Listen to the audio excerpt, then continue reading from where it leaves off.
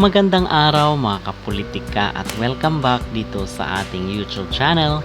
Sa vlog na ito is magbibigay po tayo ng update at mga sariwang impormasyon pa rin dito kay Sofronio Vasquez. Ngayon po ay day 9 na.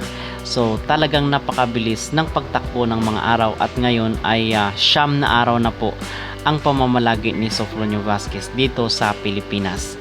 Pag-uusapan natin ano ba yung mga ganap at kanyang mga activities today.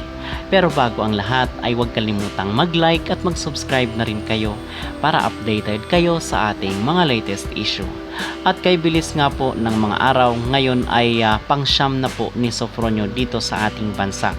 At ano ba yung ating mga ganap niya today, kasi kahapon ay napaka-busy rin po ni Sofronio Vasquez dito sa mga interviews at yung mga guestings niya. And ngayon naman is yung post dito ni Ma'am Aida, itong kanyang talent manager, ay nagsimba po sila today dito sa simbahan, I think sa Baclaran po ito. So nagsimba itong si Sofronio Vasquez, and then base dito sa kanyang post ay iimbitahan daw.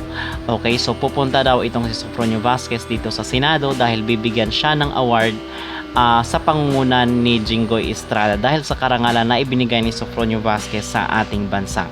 So ito po yung ating aabangan sa mga susunod na araw dahil dito sa imbitasyon ng Senado kay Sofronio. Okay, so other than this mga kapolitika ay magiging balik po sa tawag na tanghalan itong si Sofronio Vasquez, hindi para maging isang contestant kundi para maging isang hurado sa mga sunod na araw. So abangan po yan natin kasi in-interview siya rito sa Philippine Star, and then merong invitation rin sa kanya na magiging isa siya sa mga hurado dito sa tawag ng tanghalan na kung saan ay sumali rin siya dati.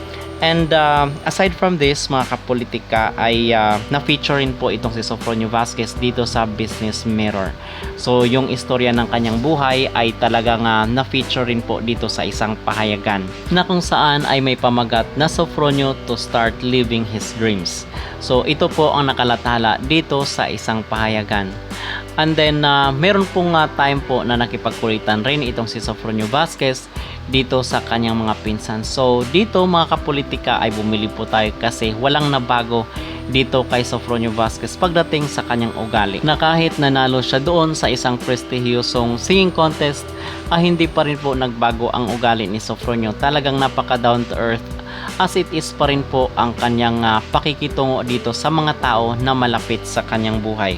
And then update din po pala sa kanyang concert dito sa Cebu mga kapolitika, dahil aside sa kanyang concert ay magtatanghal rin po, mag-perform rin po itong si Sofronio Vasquez dito sa finale ng Sinulog dito sa Cebu government sa January 18. So yun po ang ating update today. And then sa January 20 po mga kapolitika ay babalik na po siya sa US para doon nga ang kanyang career. So nakalatag na di umano ang sabi ni Sofronio Vasquez according dito sa kanyang coach na si Michael Bublé. So abangan po natin yan. And so far ito po yung ating update ngayon. So kung meron pong tayong part 2 na mga ganap ni Sofronio today ay ibabalita at ihatid po yan ng ating YouTube channel. Kaya patuloy lang po na nakaantabay dito sa ating mga update from time to time. Ano ang inyong maging reaksyon dito mga kapolitika na ipapatawag daw itong si Sofronio dito sa Senado para bigyan ng award, which we believe na deserve niya naman. Mag-comment down below at huwag kalimutang mag-like at mag-subscribe na rin kayo para updated kayo sa ating mga latest issue.